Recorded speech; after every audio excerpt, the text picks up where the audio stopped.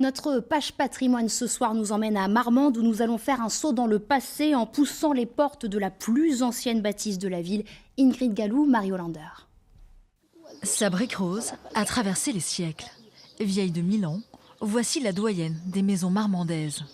Sa façade à elle seule porte en elle l'histoire de l'architecture de la ville, tantôt romane ou gothique. Pousser la porte de l'édifice, c'est plonger dans le passé. On a affaire à la pièce maîtresse de la maison. La pièce maîtresse de la maison, qui est l'escalier en pierre de taille, qui est caractéristique des immeubles, des hôtels particuliers du XVIIIe siècle, et la rampe en fer forgé, qui est de facture tout à fait remarquable et qui porte le monogramme de la famille d'Aubert de Peyrelongue.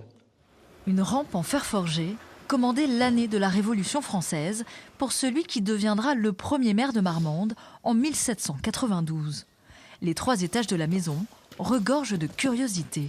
Ce qu'il y a de remarquable dans cette pièce, c'est ce plafond à caisson, typique des hôtels particuliers du XVIIIe siècle. Des détails élégants qui viendront décorer le plafond de la vieille bâtisse. C'est une maison qui date du XIe et du XIIe siècle, qui aurait été construite donc contre les remparts de la ville de Marmande, la première enceinte. Elle a été remaniée au XVe siècle ainsi qu'au XVIIIe siècle. Un patrimoine bientôt inscrit au registre des monuments historiques à l'initiative de la mairie pour redonner à l'édifice toute sa place dans le cœur des Marmandais. Je crains qu'elle ne fasse plus beaucoup partie de la mémoire des habitants parce qu'ils l'ont oublié. Une école a été construite à côté, la ville a évolué et la maison finalement a disparu un peu et ce patrimoine est oublié.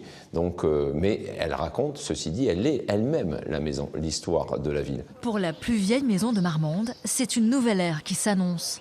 Quelle fonction occupera-t-elle alors? La dernière page de son histoire reste encore à écrire.